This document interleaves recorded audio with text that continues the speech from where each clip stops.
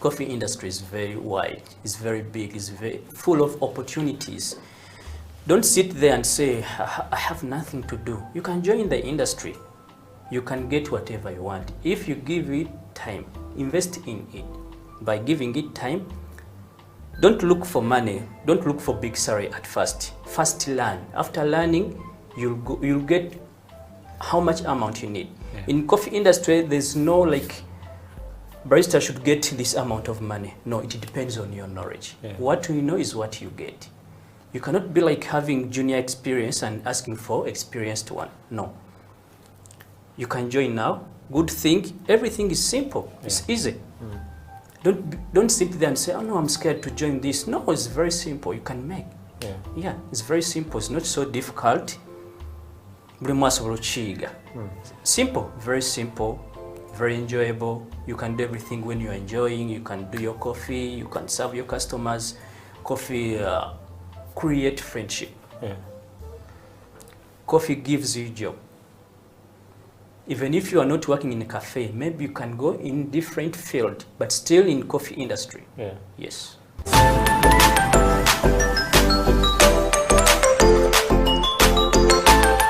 Let's pull up the camera.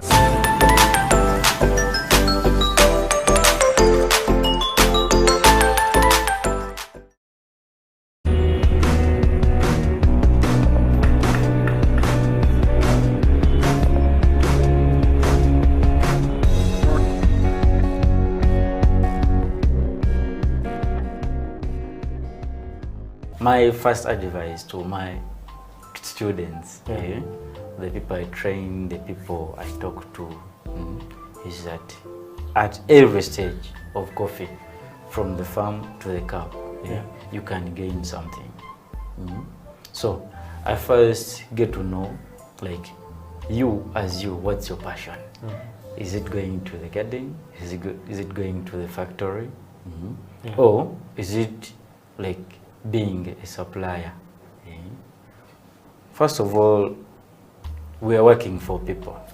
We're working for people, but our dreams are being self-employed. Yes. So in coffee, if I'm mentoring you, if like I want you to get something good, improve on your life, me, I can pass through roasting. I can teach you how, like I can teach you or train you the part of coffee roasting. So within that process, you like will be making some money somewhere. And where does that money comes from? You buy your coffee, you roast, you pack it, and you sell. Of course, there are many cafes that are opening. We have our organizations here in Uganda, like they are boosting up the consumption. We have business people that are starting up cafes, but there is that gap. There's that gap of supply. There's that gap of supply. Big companies are exporting, but we can also be the big company at our youth stage. We roast our coffee, we pack it, and we sell it. Let me take another example. You can be a good person in computer graphic designing. So when I introduce that idea, you can plan the way of branding that coffee. How we can market that coffee. Yes. So we can like at the end of the process, me and you will be having something to put in the pocket, or to save on the account.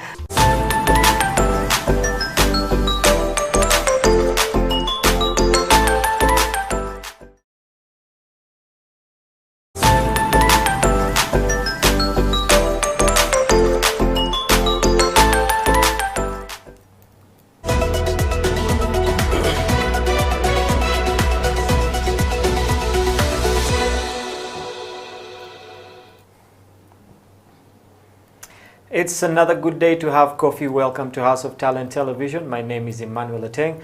This is the Coffee Break Show. Remember, you can catch us live. The show is live right now on our YouTube channel at House of Talent Uganda live stream. Or you can head down to our Twitter handle, that is at HTV1. Or if you're on Facebook, you can also catch us at House of Talent Uganda. That is on Facebook. Make sure to share the show. Far and wide, send us your comments. If you have questions, if you have any remarks, let us know. On today's show, the Messiah is back. And I'm not talking about the second coming of Jesus. I'm talking about the coming back of the Coffee Messiah, the original guy on the show. He's back with us here today. And for those who are wondering who the Messiah is, none other than Mr. Amon Mukisa. Hey man. Welcome back to the show. Thank you, man. It's been a while. Yeah, it's been a while, but we've been in touch. Yeah, we've been in touch. Yeah. I think you were out, getting converts and, getting more disciples to come to your side. It's a good thing that we've gotten many. Yeah. Yeah, and can be seen on the show here.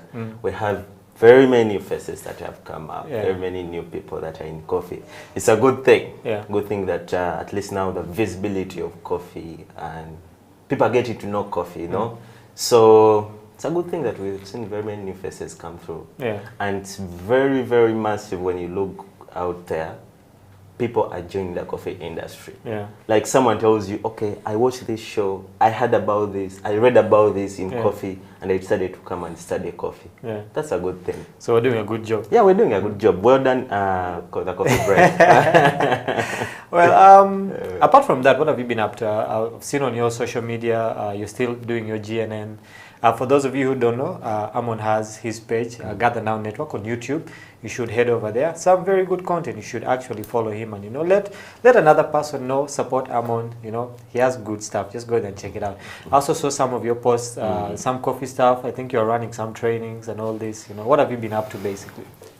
Well, it's been a roller coaster because, as Uganda went on, yes, we haven't fully opened up, but people have started moving. Yeah. So back to our businesses, like the coffee shops, different businesses of coffee, people are starting to crowd it. Yeah. The queue is so much.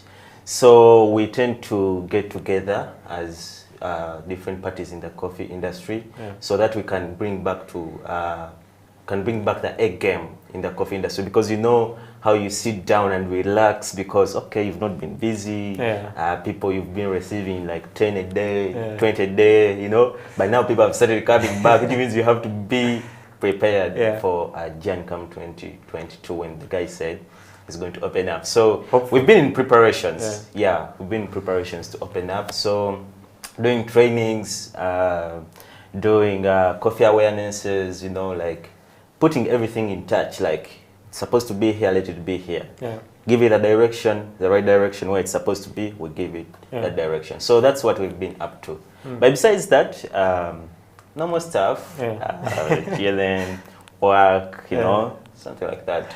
Well, it's good that you guys have really been running all these programs, and that is what we want to focus, our show on today. But before we get there, we're still getting to know. You've been doing awareness. The economy is getting back to the place where it's supposed to be. It's supposed to open up January, hopefully.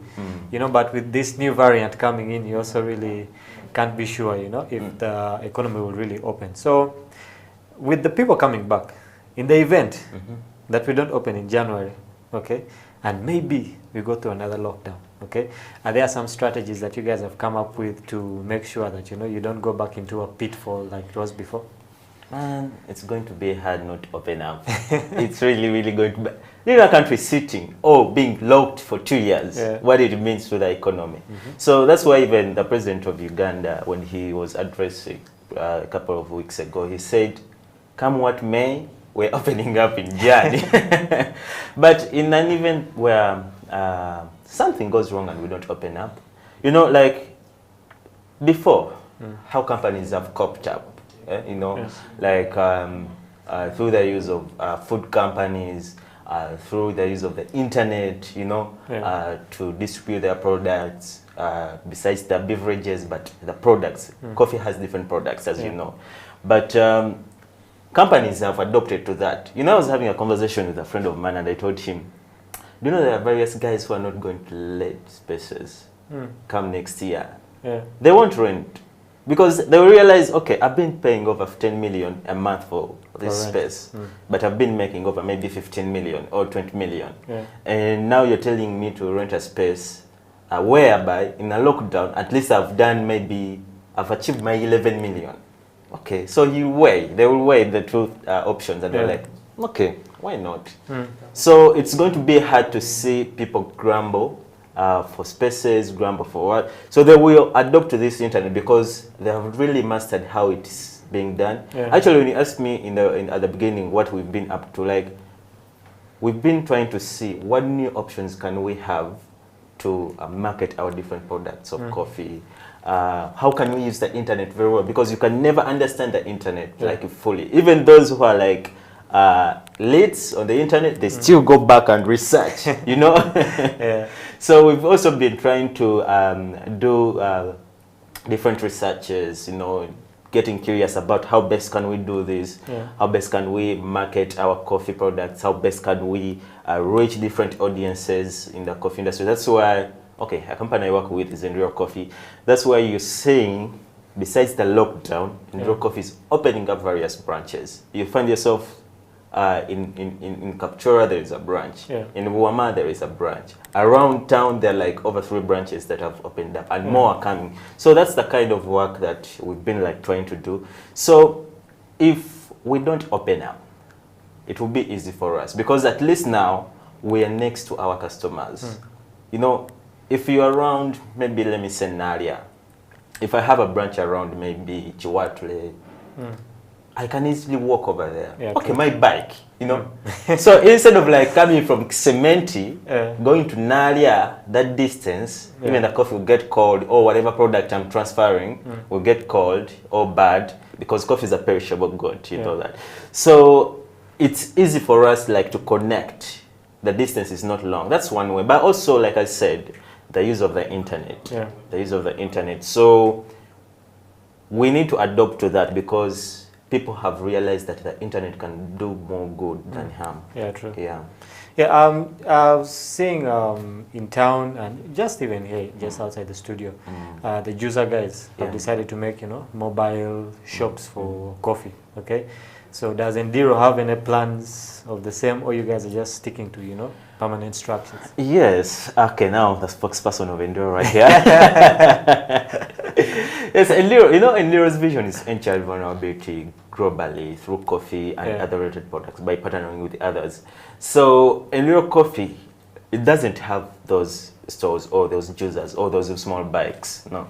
But for it, what it did was, okay, how can we get through the community deep down by not going there as a bicycle or with a car or with a van, but we need to be in the community with them, physically with them, live with them, give them jobs, you know. So besides the Enduro Coffee Limited company, what they decided to do was, okay, I think I used the wrong word over there. What we decided to do, what we decided to do was, let's go to the community, and we started up the project called the Enduro Community Project. So this Enduro Community Project is all about like going down to the people, giving them jobs, but they have stalls in these communities. You'll find a stall in Kamocha, you find a stall in downtown Chisenyi, you'll find a stall in like those small communities. This is because not everyone can afford a cup of coffee at 10K or 12K. But this cup of coffee by Enduro Coffee Community Project, you find a cup of coffee at 1,500, but a good cup of coffee, not like the one they will take at 10K. So this is one of reaching out compared to, okay, I'm not trying to diminish this whole van projects. They are good because they improve or they increase coffee consumption in Uganda. But for us, we decided to do it that way because coffee is people. Instead of coming and go away, okay, I'm going to come and park here today, and you find me here with my van with an espresso machine doing coffee, and then tomorrow you find me in Chireka. No, first we're like, let's stay here, we live in people, given the fact that coffee is people. Interesting. It's actually good to see that we're using coffee to, you know, reach some people in the community. Do you have any examples or any stories of, you know, certain lives that have been changed? I know that you're always up and down in Kapchora, here and there. So I know that you must have met some people or heard of some stories where people's lives were changed because of the work you guys are doing. If you could just share that with us. You know, I do trainings of different baristas that we get into. I don't do like outside trainings, but I do trainings of in-house. So when I'm called certain times to go and train or orient these people, the smile I see on their faces, the reactions I see when I'm interacting with them is so touching. Because they realize that, okay, we've been knowing coffee, but we didn't know that coffee is as good as this when we've added value on it. Yeah. You know, there is a lady called Mariam. She's doing, she's in these NGO community projects. Mariam, she lives in, she left Movende here to Kampala, but she didn't have a job. Okay, she got, you know how you can leave the village and you come to town? Like you stay with your auntie or uncle and you're expecting your uncle or aunt to get you a job and things don't work out. Kampala refuses. Kampala refuses, you know? So Mariam stays there, not until she heard about this project. And because there's a team that runs it. So she registers for this project. And Enduro Coffee, or Enduro Community calls her. So when she reaches, they tell her what she's going to do and everything. They give her the orientation. Of course, now that's me giving her the orientation. She's like, Amon, did you know that we grow coffee at home, but I didn't know all these things? So you see how coffee is changing the life of this person. She's getting to realize, okay, I would have utilized this opportunity way back, but I didn't know about it. You know? So the ignorance in around people at least is going to shift a little bit so that they can get awareness about coffee. And that's how it's going to change the lives of people. Because now, just imagine someone is having a stall of coffee, a courtesy of Enduro Community, and now is making maybe 10 cups of coffee, literally, like averagely. Okay, the boda guy, maybe a certain Musa over there has come. Oh, Mariam, because it's now to be their usual, you know? So you're giving this person a culture of taking coffee. You're changing his life. So that's the impact of coffee through this lady called Mariam.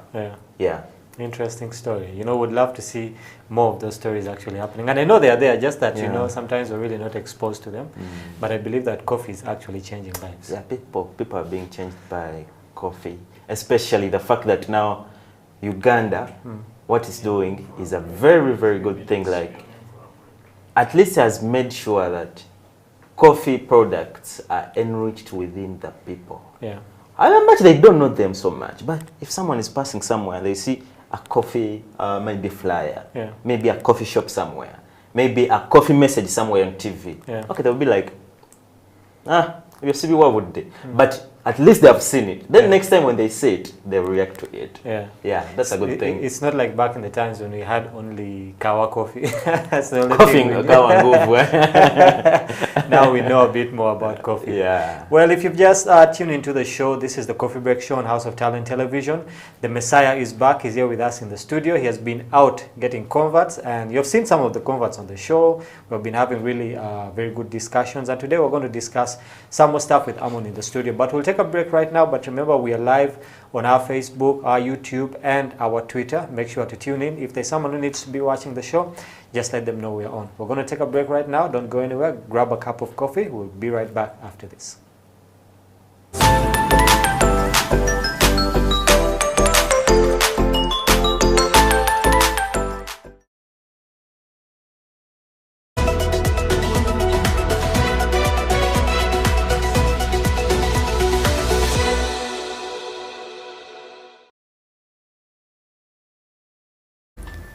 I think most female feel like being a barista is more of a male job, or being a farmer is a male thing, or being a quality controller.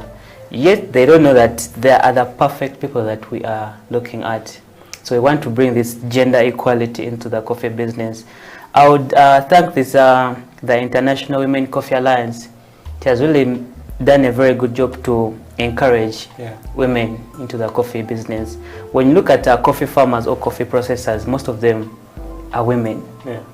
When you look at the quality controllers, they say that women are the best coffee testers. Why? Because they're very subjected to spices when they're cooking. They get a lot of flowers from us. So they test a lot of things, ice cream, yogurt, sweets, what. So they are good cup testers. Yes. So most of them should actually, take opportunity. I would actually encourage all the female to participate in the coffee business, whether owning a coffee shop, whether analyzing coffee, barista, farming. We really need them.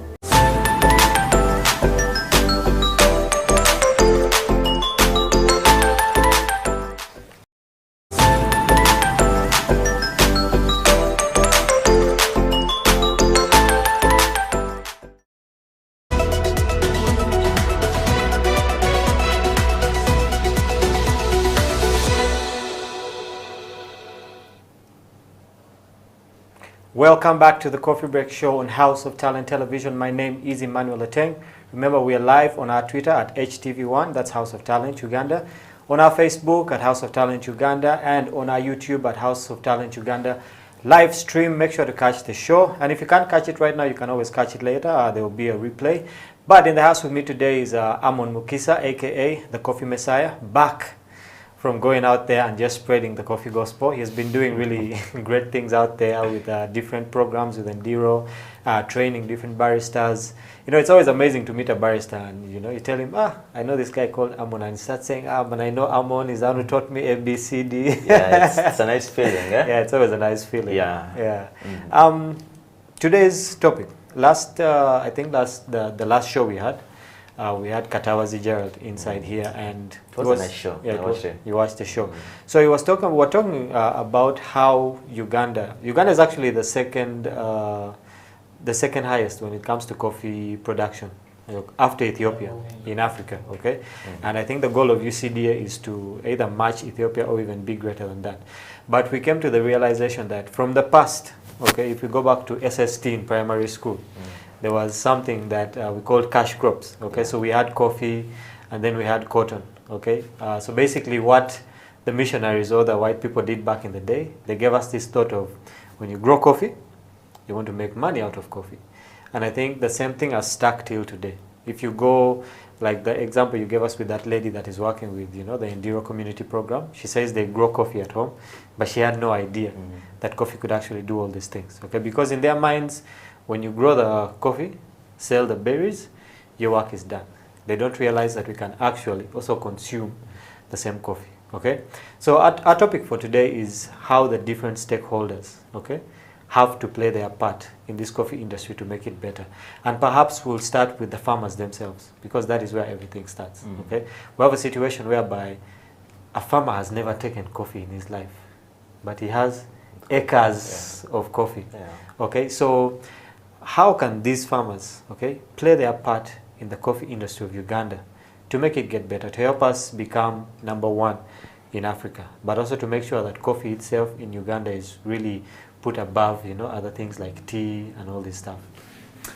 Well, Emma, to be honest to you, gone are the days when we had farmers who are illiterate growing different crops, growing coffee, growing cotton. These days we have literate farmers who have gone to school, who have graduated in farming practices, agriculture.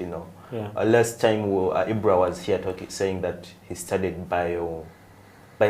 biochemistry, by something like that, but it was also related to crops or farming. So these days we have literate farmers. So it makes me wonder, why don't we have good practicing methods, farming methods, deep down in our farms, that cannot bring us to a point whereby we're going to reach a certain time and we are falling into a ditch? If it was like, maybe farmers are illiterate these days, I would say, we need trainings for these farmers. But when you look at the farmers these days, they're illiterate. So I would say farmers need to be trained. Yes, not all are trained.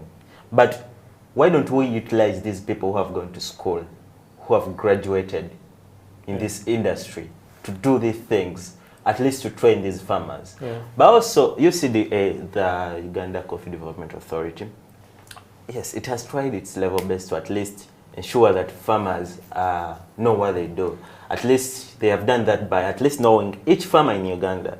Okay, you cannot know each and specific farmer, but like an association that runs them.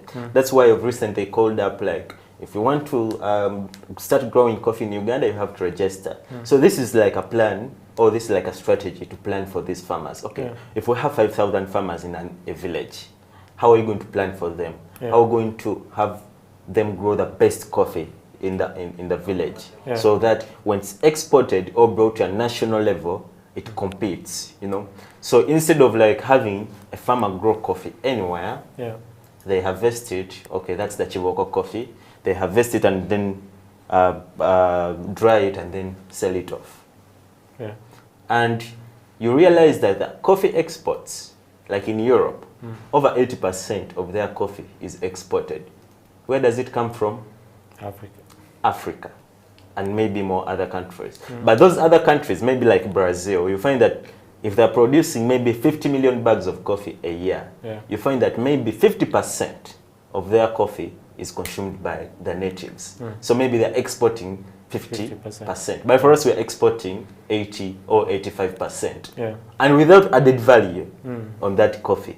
So these are the things that farmers need to know. Okay, when I'm growing coffee, how can I improve its quality? How can I add a value on it? How can I get the best quality in these coffee cherries that I'm going to harvest? How can I space the coffee tree from the other, not to be affected? For example, I was watching the news yesterday. It's so bad. In Mubende, there is a pest, a crop pest that has attacked coffee trees. It starts from the root.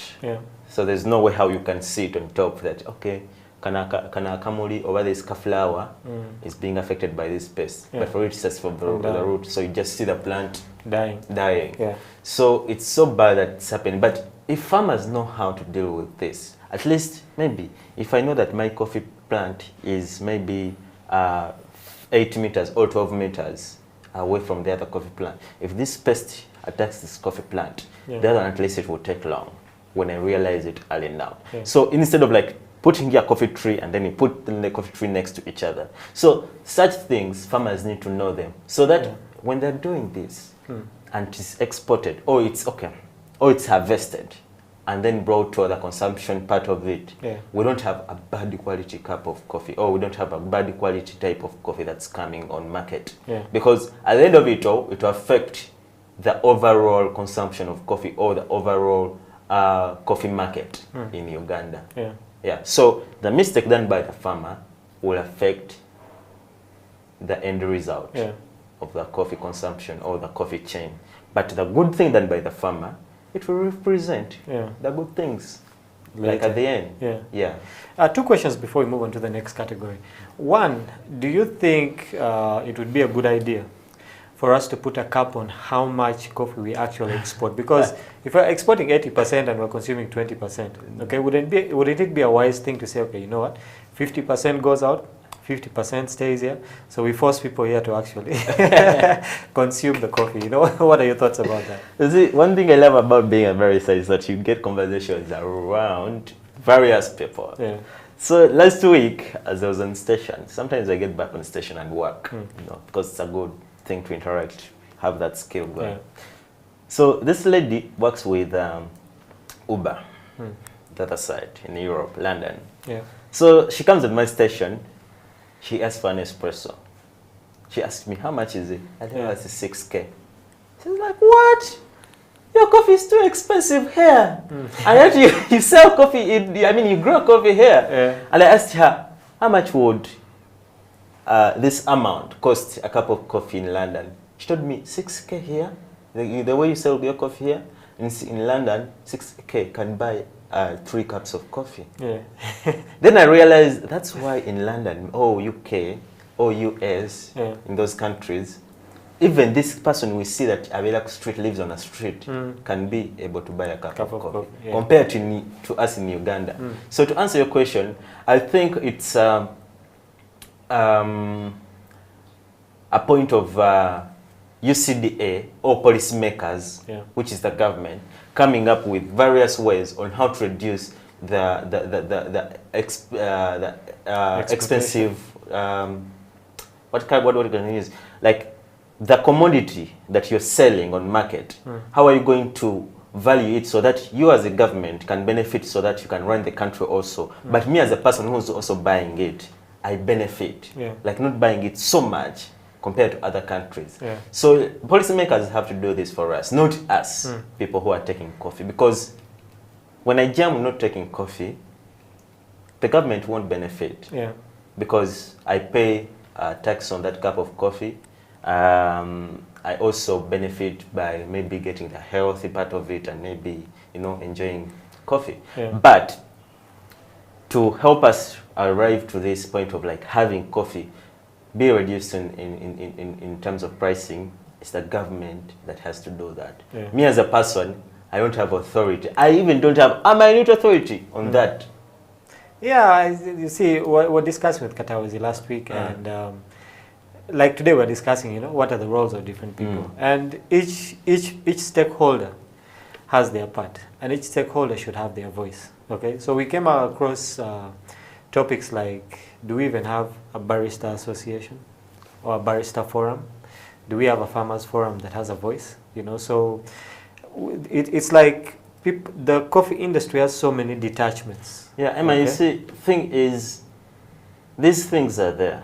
There's a farmers association, there are baristas associations, but the arm that's taking the, I'm not trying to criticize the UCDA here, but the arm that's taking the coffee industry in Uganda is paying so much attention to less important things compared to things that are more important. Let me give you an example. Let me give you an example. Of recent, there was a Dubai Expo. So whereby you go there and you exhibit your things as a country. Rwanda took that whole virtual thing of tourism. Uganda, you know what we took, part of it. But my point is, when we take people out there to expose or to exhibit our coffee, you know the people we took? The people on top were on station, like exhibiting our coffee. Why don't you get a Uganda barista champion who's there right now, Michael, for example, to go and be on this station? Before you be on this planning level, why don't you take the baristas? Why don't you take the farmers to at least get in touch with these people out there? Because when this person is talking to this farmer, they will feel that, you know, their intuition, like they will feel like they will be connected with them. Okay, you're the person who grows this coffee. How is it like? You're the person who brews this cup of coffee. What challenges do you go through? How can we help? But if you're this person who plans for the coffee industry on top, why would you come back on station? And yet you have various capable people who can do that. So your point of like having different associations and different roles played by different people in different categories of coffee, it's good, but the people responsible to align them is not doing that job. Okay, perhaps before we go for a break, you know, you touched on something important there. You say that at the expo, okay, they took people from up there, okay, which means that there are people down, you know, on this spectrum that are really not being taken care of. And the role of UCDA and all these other coffee or agricultural associations is to basically see that even the last man, even the person who produces the least amount of coffee, okay, has to be heard, has to be given a voice, okay? So why do we find ourselves in a situation whereby it's only the big people? Is it that the government, okay, is not doing its part in regulating UCDA, or UCDA itself, okay, is not doing its part in trying to control what happens down here? I would say it's UCDA itself, because in most cases the government will come up to put into action what the UCDA requests to do. Not the government coming to UCDA and it's like, okay, UCDA, what can we do for you? Why don't UCDA go to the government and it's like, you know, government, we have this plan A and B, we need to execute it like this. Please help us, give us funds, give us this and this and this, so that we can execute it. So it's not the government, it's the authority or the department. Because the government put up this department to help this person, to help the coffee industry go back to, hey, you know, when we had the coffee hype back in the 1990s, it was a good thing, everyone was feeling good. But since then, we've never had a coffee hype the way we had it in 1990s. So when the government came up and put up the UCDA authority, or the UCDA arm, it was like, okay, let's use this arm, or let's use this department to at least keep our coffee on top globally. Because Uganda, as you all know it, it has the best coffee in the world. Just because maybe we don't have the right strategies, the right marketing strategies, the right production strategies to make sure that we've exposed our coffee as the best in the world. So UCDA has to do that. Not the government, not me, not the farmer, because the UCDA has to put impact on the farmer, they put impact on the barista who's brewing coffee, they put impact on the person who's buying coffee to sell it. That's how it's going to help us. Well, if you're just tuning into the show, this is the Coffee Break Show on House of Talent Television. Amon is giving us his views on why Ugandan coffee is actually not getting to where it's supposed to be. And we'll be getting into solutions. How do we get there, you know, with all these issues that we are facing? We're going to take a break right now, but remember, you can always send us your comments. Be a part of the show. Be a part of the change that is supposed to happen in the coffee industry. We can't change it alone. We have to work with you out there. You're a barista, you're a farmer, you're a roaster. You're just a consumer. You just go, you know, to the coffee shop to take coffee. You have a voice. Let us know down in the comment section. We'll probably be reading that, you know, after this break. But let's get into a break right now. This is the Coffee Break Show on House of Talent Television.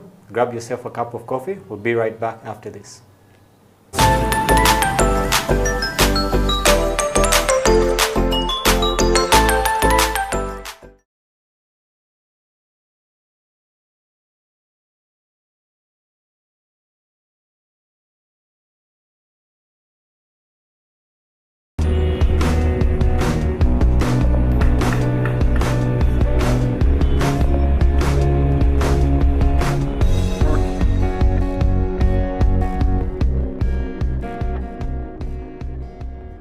My first advice to my students, the people I train, the people I talk to, is that at every stage of coffee, from the farm to the cup, you can gain something.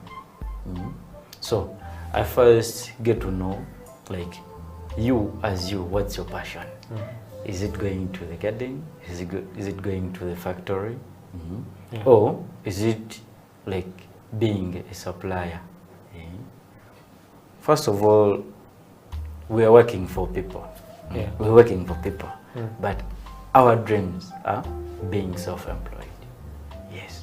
So in coffee, if I'm mentoring you, if like I want you to get something good, improve on your life, me, I can pass through roasting. I can teach you how, like I can teach you or train you the part of coffee roasting.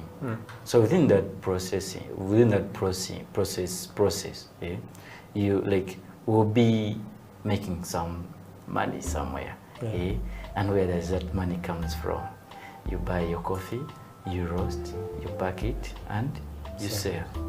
Of course, there are many cafes that are opening.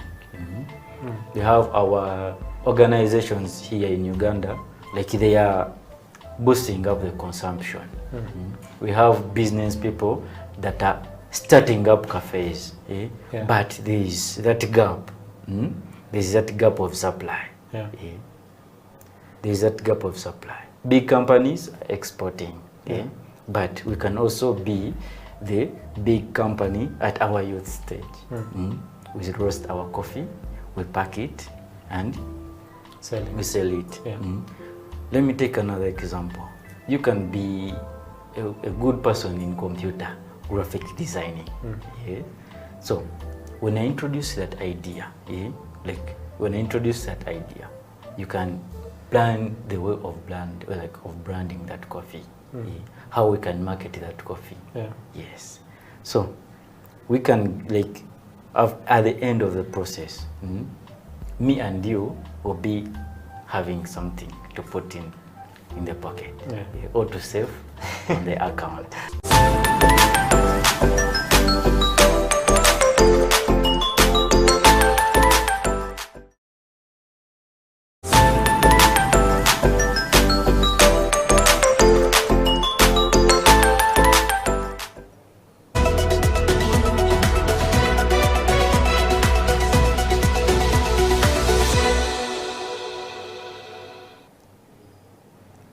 Welcome back to the show. We're having a very great discussion with Amon Mukisa about, the situation that is facing Ugandan coffee. Why has it stagnated and how can we get it to the place where it's supposed to be?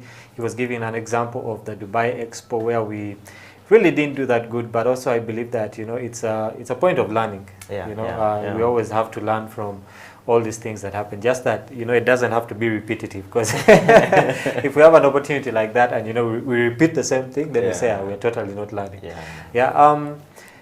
We had a barista who came to the show some time back, and he was saying he also bags his own coffee, and he was saying that when you go to the supermarkets and you give them your coffee, okay, package it really well, and you make sure that it's really appealing to the eye, okay. They'll get that coffee and put it in the last stalls or down somewhere there and hide it. And the coffee that is put up is basically coffee from outside, okay? And you also have processed coffee, you have stuff like Nescafe that is there, and basically coffee from other countries, okay? So why is it that our coffee is shelved away, down there, and by the time people buy it, it's actually stale? So people have a very bad experience, okay? And they think, Ugandan coffee doesn't taste good, but because they bought a stale one, okay? How do we get those people's coffee to come up to the top of the shelves and, push the others, not way down, but, put ours up there? What part do those people play? The coffee, the supermarket guys, the suppliers and all this? You see, Emma, I've never really been a fan of buying coffee from the supermarket or even supporting coffee to be sold in supermarkets. Yeah. You know why? Why? Coffee is a perishable good.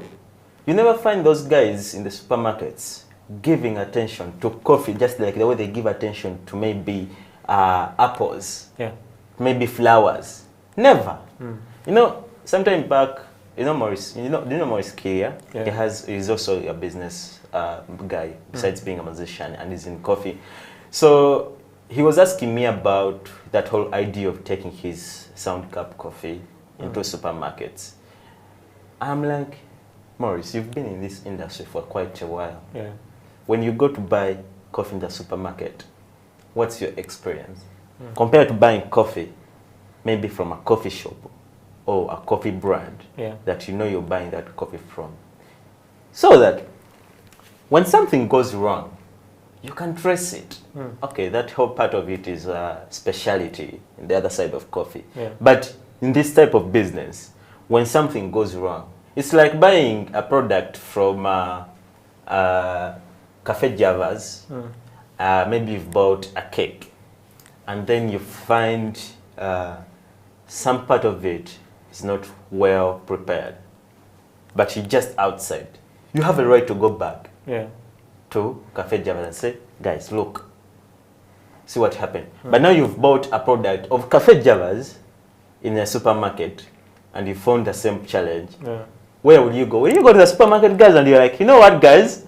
Look at your cake. It will be a long process. Yeah, it will be a long process. And that's time consuming. But the thing is, I would suggest that having coffee in supermarkets, okay, it's not a bad idea because it's helping us expose or improve coffee awareness.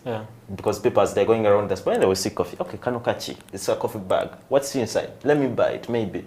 But in terms of quality, no. I give it a 0 over there. Because when you have coffee in a supermarket, you're not monitoring it.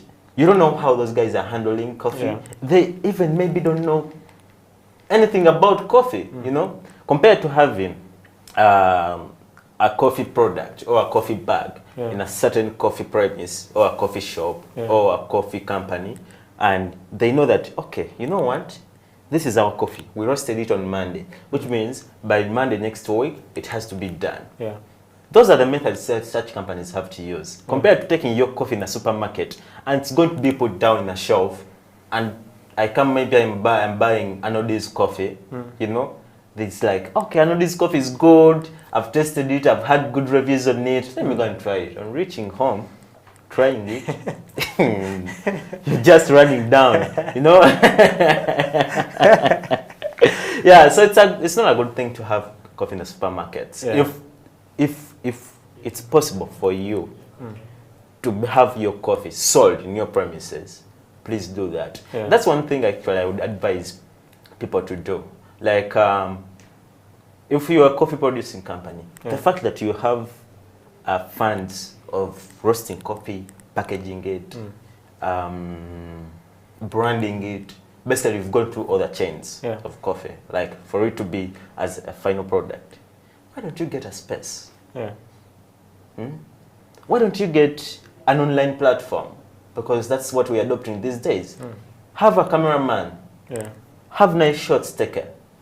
Have a website. Okay, that's expensive, but you can start with Instagram, you can start with Facebook, you can start with Twitter. Yeah. Have good visuals. Put the price tag. Put the contacts where they can call you. Market it well. Yeah. See whether you not sell that coffee and people like your product. Compared to taking it in a supermarket, and it's going to take 3 months without buying that cup of coffee. And when they buy it, they will say, I know this coffee is bad. Yet in actual sense, your coffee is good. Yeah. Yeah, so just utilize those spaces, utilize the information that you get here on the coffee break, at least to make better decisions when you're dealing with coffee. Interesting. Yeah. Amon, you're a barista and you've been doing this for a while. You're also a trainer. Yeah. And one of the issues we've had, actually, some guys have talked about it on the show, is that most baristas have, I like to say, half knowledge. Okay, they only know their part as far as it comes to the station. I can make a cappuccino, I can make a latte, I can make an espresso, I can talk to, you know, have a good relationship with my customers and my boss, and that is mostly where their knowledge stops. Okay, that brings into question, okay, what are we doing in these coffee schools? Because for someone to totally understand what coffee is, all right, they have to get a complete understanding. And to understand what coffee is in Uganda, you have to understand coffee from the past, okay, what has been happening, what are the different developments, what are the different organizations doing, okay, what kind of research. We had a guy called Owen who was on the show, said that he was doing a lot of research in coffee, okay, but you find that baristas actually don't know this information, okay. So you as a barista, okay, what can we do to make sure that baristas don't have only on-station knowledge, but have a wholesome kind of knowledge when it comes to coffee, especially in Uganda? Now, let me ask you a question. Yeah. Just a brief one. Yeah. Did you, when you went to school, to a journalism school, did they tell you how to interact with me, to say the exact words you're saying to me right now? No, they didn't tell us the exact words, but there's a structure. Okay. So my point is, in coffee schools, they're going to give you basics. They're going to show you how something is done. Yeah. Then it's your initiative to go down the road of research, curiosity, and get to know these things. Yeah. Because the 3 months or the 2 months you're at that coffee school, you're not going to exhaust everything. Never. Yeah. Never.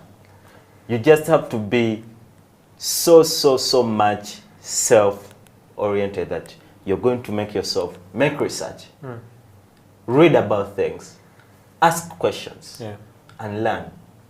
That's how you're going to know this information. Because in coffee schools, like you said, they teach them how to be, okay, like you said that baristas know how to make a cappuccino, just interact with maybe a certain dealer has come on station, they interact with him, and that's all. Yeah. And then they go back home. But they have forgotten that they have to read about, okay, why am I using this cup of coffee, or 250 mils of cup of coffee, or 180 mils of cup of coffee? Yeah. You know, Why is it that I have to hold coffee a certain way? Why is it that when a customer comes to me, I have to leave what I'm doing somehow and I first give them attention? Yeah. You know, then we can go back to it if at all, you know, they want to stay for longer as we interact. Yeah. Such things. So when you rely on online information that you got from schools, mu Luganda bagamba nkusasidde. Yeah. So that's it. You just have to make more research on your own so that you get to learn more things. Then compare and contrast them. Yeah. How do you do that? Ask questions for people who taught you or people who are above you. Because even me, there's a certain lady called Millie. I tend to ask her. She's a coffee genius. She's a lady. I tend to ask her a lot of questions. I bug her with questions. And sometimes she's like, but Amon, I can't believe you didn't know this.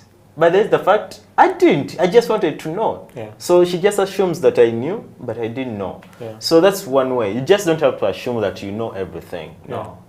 Yeah. You don't know everything. Yeah. You just have to ask. For example, if you went to a certain school, the teacher or the tutor who taught you has a lot of information. But the way of disseminating this information to your small head of yours, because it's a lot of information, they can't put it into your head at one day or in 2 days or 3 months. No. So as you work on stations or in the company you're in, get time, visit this guy. Say, okay, you know what, Diallo, I learned about this. How is it like? How best can I do it? They say here that you have to put maybe 70 mils to get this amount of coffee as a result or yield. Is it true? Then this guy can give you his perception. Then you can go back and read. Yeah. Then if you find something that backs his perception, take that. Yeah. That's how you get to increase on the information. Yeah. As a Interesting. barista. Someone said that, you know, there is what we call YouTube University. As a way, that YouTube University is only used by the people who understand it. Because when you go to your YouTube University, there's a lot of information there. I can wake up one day, I go on YouTube, I bring my camera here, I look into that camera, I start saying whatever I want. I don't care whether it's true or false. Yeah. So that's why I'm like, only wise ones who go to YouTube University.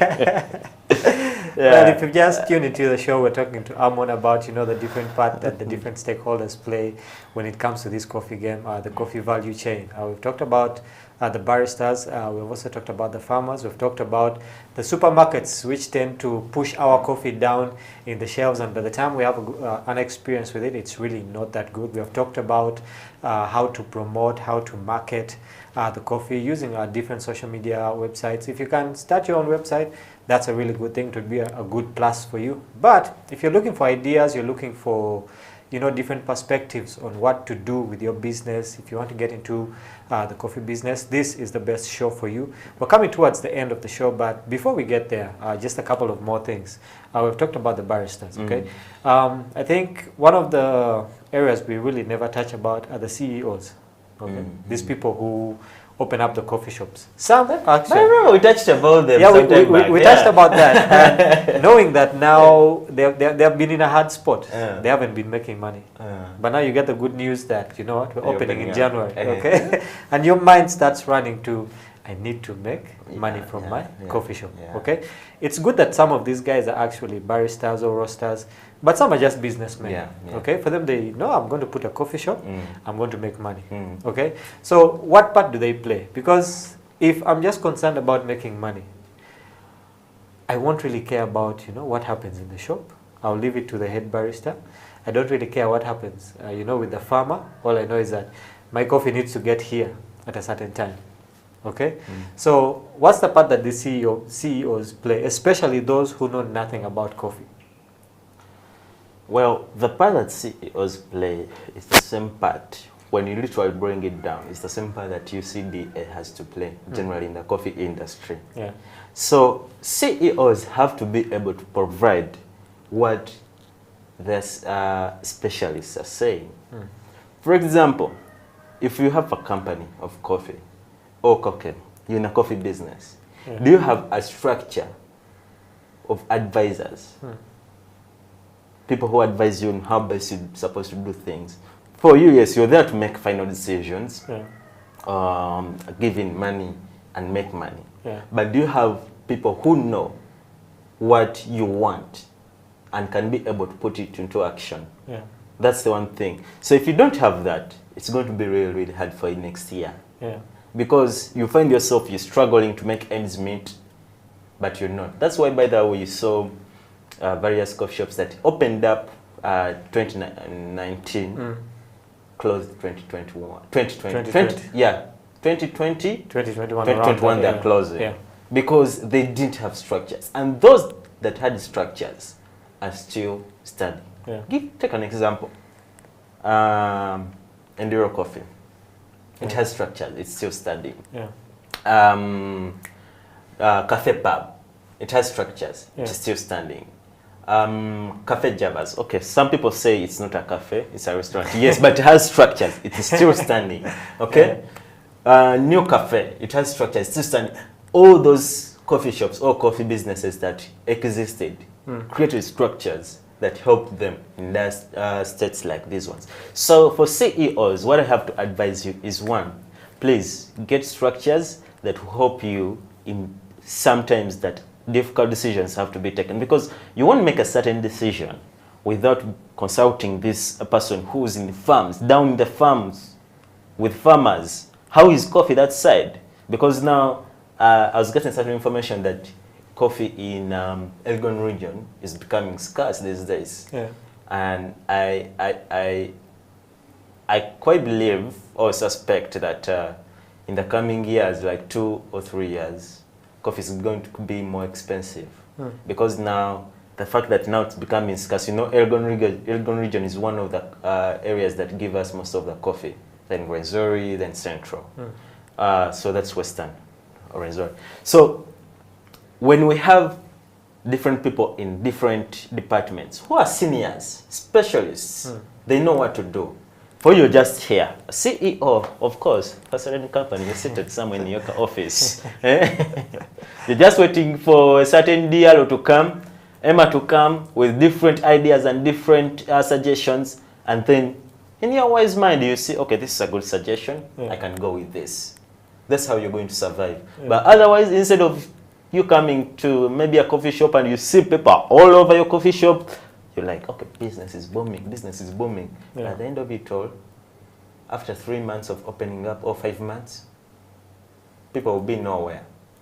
Maybe because coffee is bad, maybe because the surface is bad, maybe because the infrastructure is bad. So all such things have to be put into consideration. Yeah. Well, our time is fast spent. I know that we can talk, we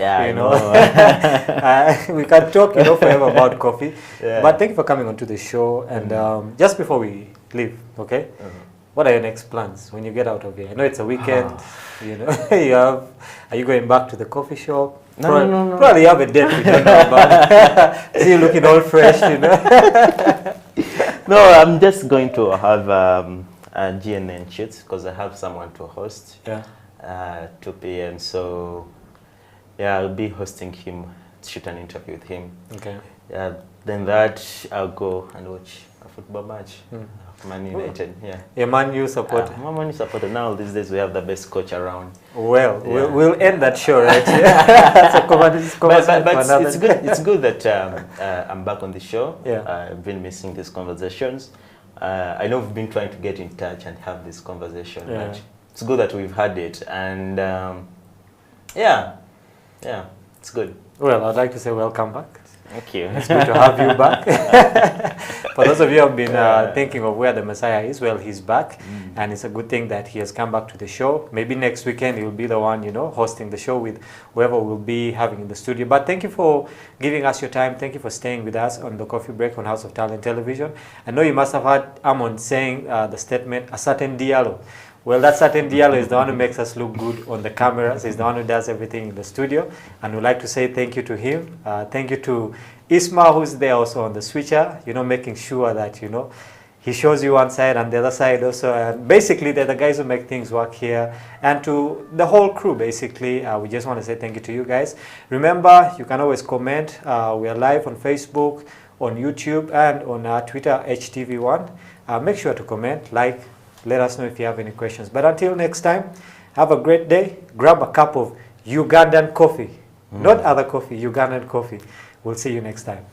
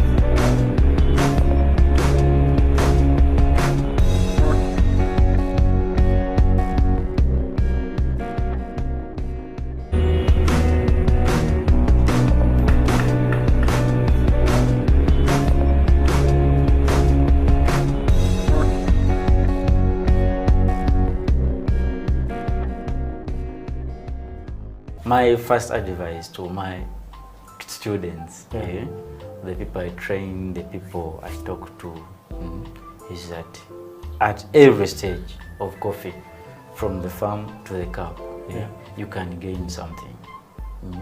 So I first get to know, like, you as you, what's your passion? Is it going to the garden? Is it going to the factory? Or is it like being a supplier? First of all, we are working for people. We're working for people, but our dreams are being self-employed. Yes. So in coffee, if I'm mentoring you, if like I want you to get something good, improve on your life, me, I can pass through roasting. I can teach you how, like I can teach you or train you the part of coffee roasting. So within that process, you like will be making some money somewhere. And where does that money comes from? You buy your coffee, you roast, you pack it, and you sell. Of course, there are many cafes that are opening. We have our organizations here in Uganda, like they are boosting up the consumption. We have business people that are starting up cafes, but there is that gap. There's that gap of supply. There's that gap of supply. Big companies are exporting, but we can also be the big company at our youth stage. We roast our coffee, we pack it, and we sell it. Let me take another example. You can be a good person in computer graphic designing. Yeah. So when I introduce that idea, you can plan the way of branding that coffee. How we can market that coffee. Yes. So we can at the end of the process, me and you will be having something to put in the pocket or to save on the account.